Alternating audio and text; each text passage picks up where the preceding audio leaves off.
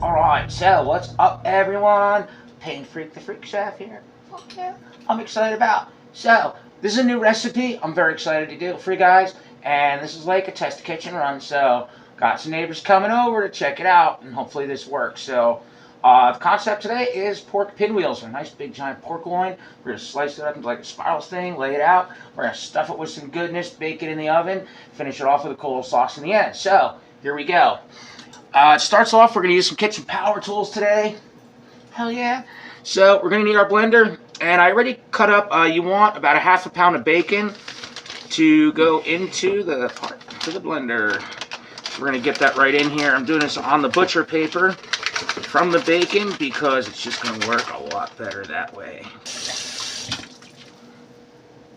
Alright, so our bacon's in our blender. Just give ourselves a little cleanup here.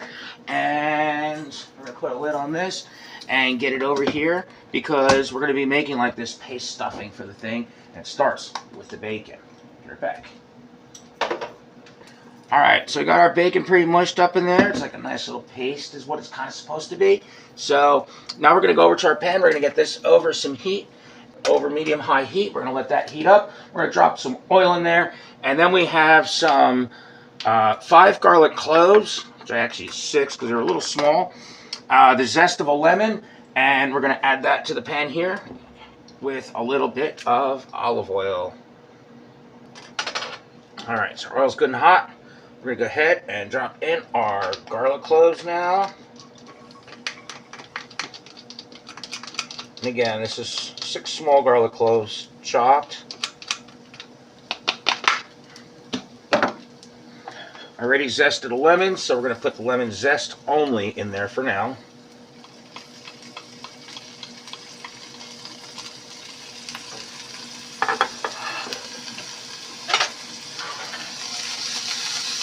Do a nice little stir. Don't splatter too much. Just pull it off the heat.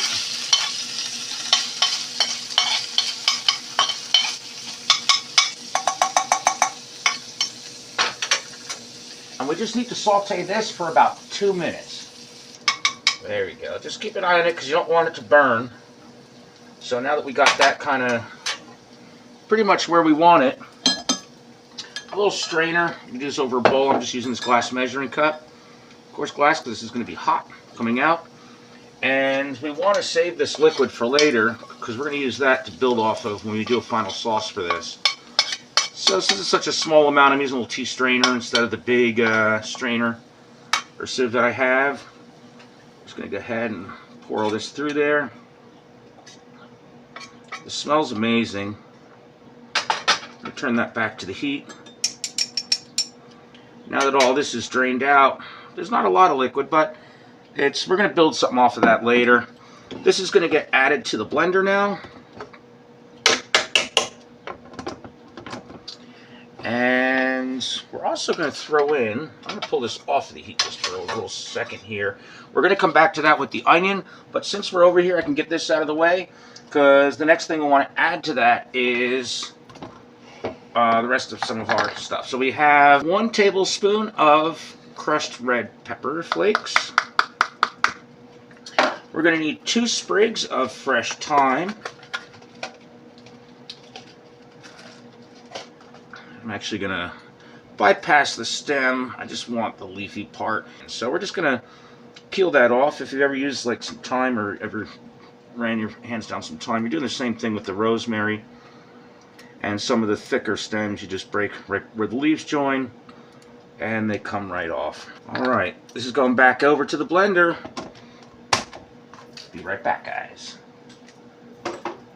Pan back on the heat. It's still hot.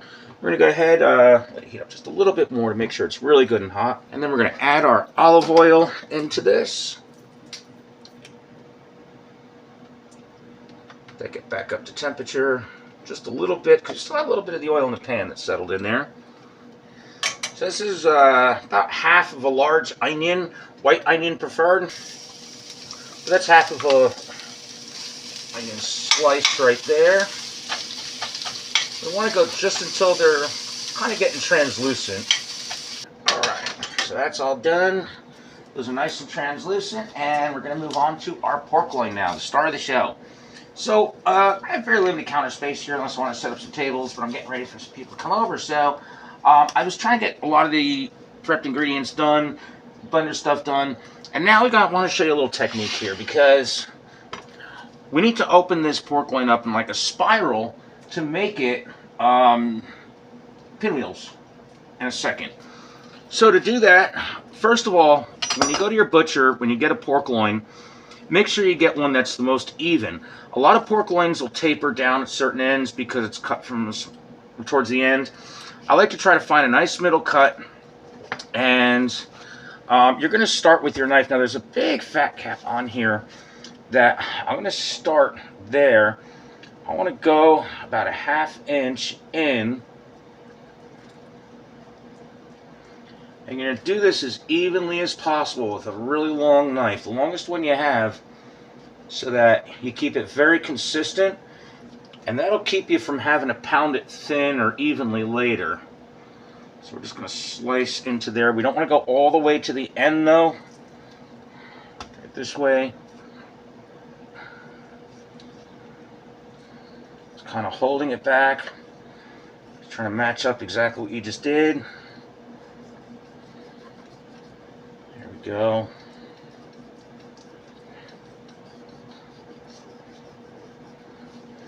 Remember, we're not going all the way to the end. We got to leave some there for us to keep working with. We're going to do like a spiral.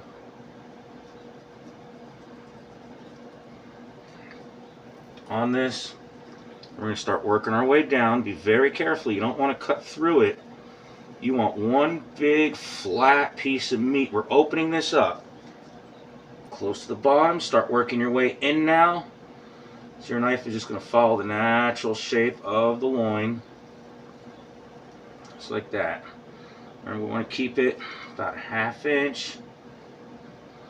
And another thing that helps is, I probably didn't mention this earlier, I had this in the freezer for a little bit before I started working with it, so that the meat's a little more firm and it's easier to work with. Because again, we're just trying to cut this open into a spiral.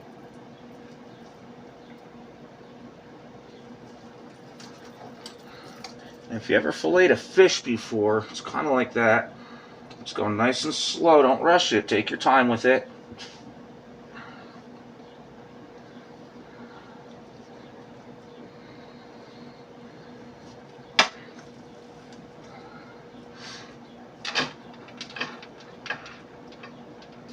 It's looking pretty good. Okay. Now we're going to see if we can start working our way back around. So we get one more layer out of this. Even if it's a thin one. Again, you want it as consistent as possible. If you're going towards the middle, it's okay to thin it out a little bit. I just want to ensure that I get a nice good roll from this. Feels like playing the violin very carefully.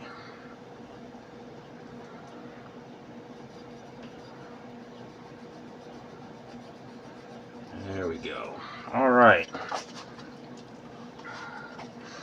So now we got our pork loin opened up.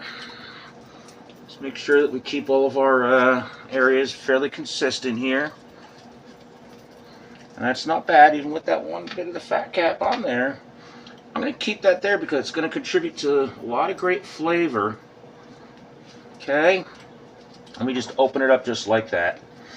Now, what you can do to make it a little more uniform and consistent without having to do too much trimming is we can cover this with plastic, and then we can take a meat hammer and pound it thin. So I think I'm going to do that now just to work out some of these bigger, bumpier, rougher areas. But that's pretty much how you spiral cut a pork loin. And I'm going to get some plastic and the hammer out, and let's get to work on that. Major construction shit happening here, so stick with me. Alright, let's got our plastic. Throw another set of gloves on here because we're working with raw meat here. And now, 4 different sides to a meat hammer, plus this part. The coarse spikes, small spikes, and the flat side. Because we had this covered with plastic, you'll see a lot of stuff out there where people smash into the plastic with these sharp ends. We don't want to do that because that just breaks the plastic up and shoves a little plastic into your food. So I always like to use the flat side, and we're kind of borrowing some real estate from the stove here to make this work. So I want to make sure it's on a solid surface. That's why I can't just start banging it on there. There we go. All right. Get rid of this. Now this is all nice and even laid out. I don't know if you guys can see all that, but see how even that is now. And I'll just go ahead and lay that right here. Okay. And now let's get our blender of fun goodness here. So this is that paste we made with the bacon and the rosemary, the crushed red pepper. So you got combined very well. It's awesome. Let's go ahead, get that scooped out. Let's try to get it dropped down right in the middle. So, all right. So now we spread this out over our pork. That's going to be our outside. And you want to spread it nice and evenly.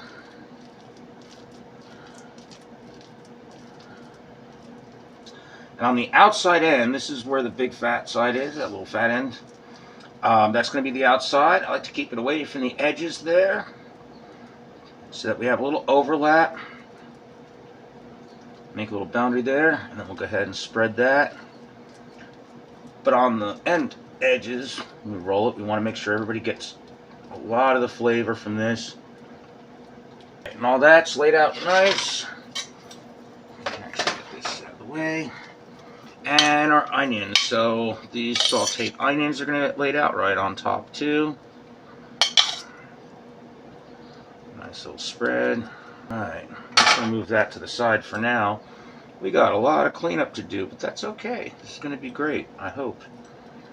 So now this is the ends that we left some room away from the edge. And that's also the side with the fat top on it. So we're going to start rolling from this end. Make sure we start keeping them nice and tight. And if you see, there's some strings here on the board that I already kind of pre-cut to have ready. We're just going to roll this as tight as we can get it, making sure that we keep all that stuffing and onions and everything in there. There we go.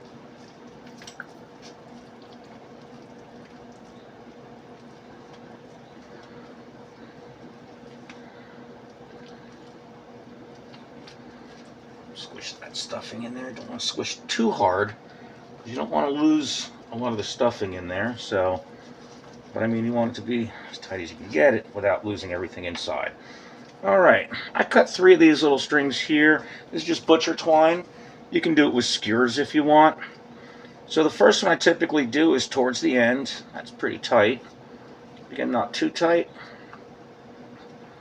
I'm just trying to get that kind of set there. Now we'll do another one in the middle. This is what's going to help hold it together. I'll do one more towards the end here.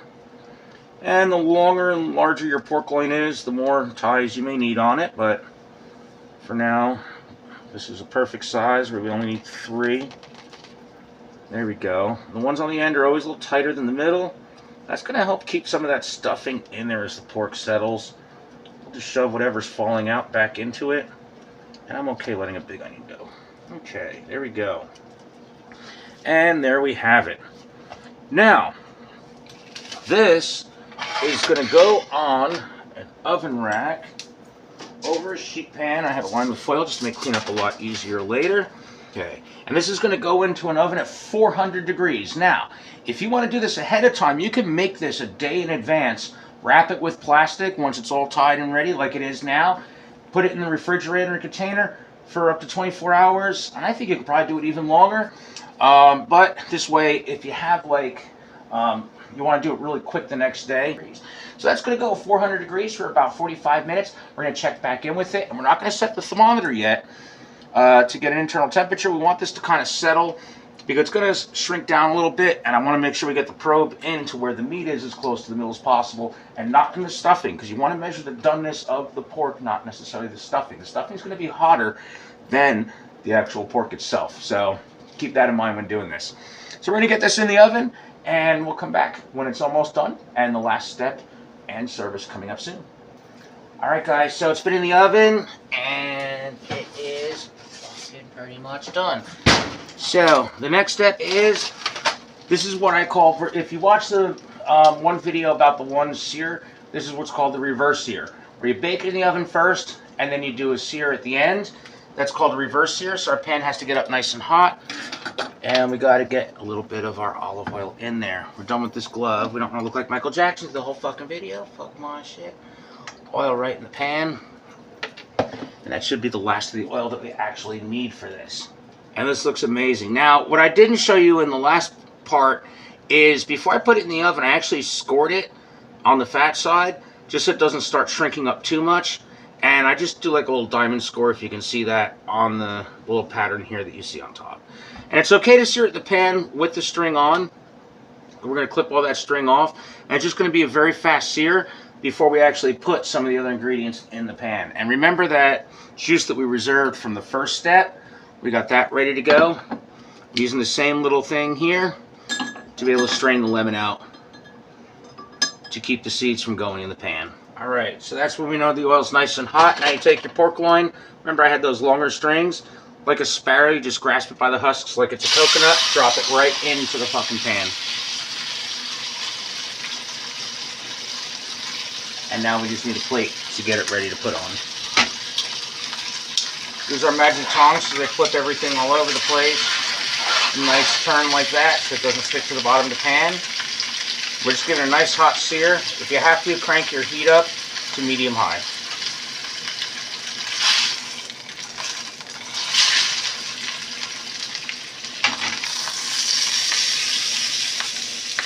And we're flipping that back over to the side we originally started with.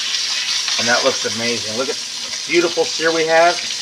It's creating a lot of wonderful little marks in the bottom of the pan. A lot of that's coming off.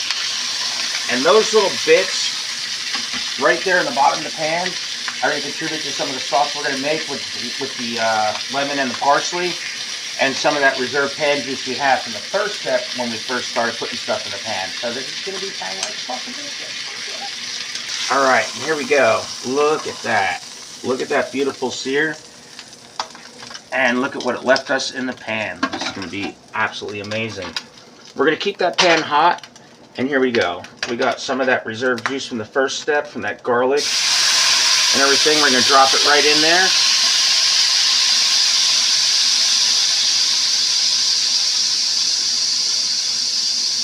And we squeeze our lemons through this little strainer thing just to make sure that we catch all the seeds. Because a lot of people that I've asked don't like to choke on lemon seeds when they're eating my cooking. Now, I don't know if that's true for all chefs, but that's just the feedback that I received, so I take that pretty fucking seriously.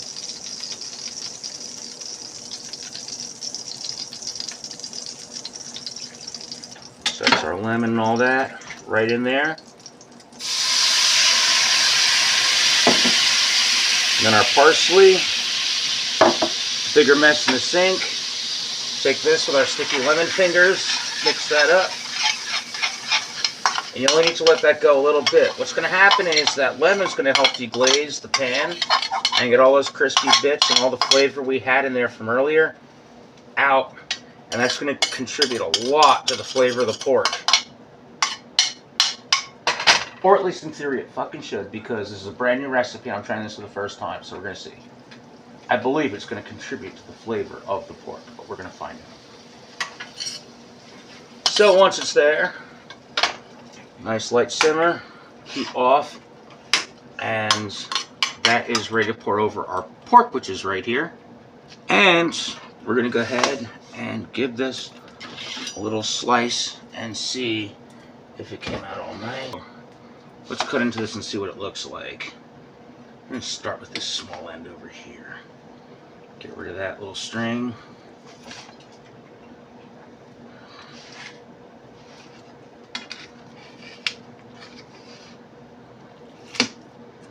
We're going to do a little bit at a time, so we'll just toss that off to the side. And it's had a good few minutes to rest. Let's make sure this is done.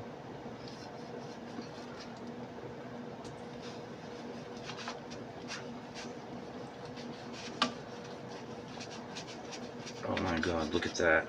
It looks amazing. That's just the first part. But that's what we got. Look at how well, like, that is cooked. It's so juicy. Dude, this is like fucking orgasmic. Alright, let me hurry up and give food to people before, like, there's nothing left, because I may eat all this on my own. And guys, I'm going to grab a plate. I'm going to take a beautiful picture of this. Yeah, there we go. And it's going to make a lot of noise while doing it. So, if you want me to cook for you, your private party, or you want personal call or pink to like my shit, hit me up on my website, pinkfreakofficial.com. Love you guys. Thanks for watching.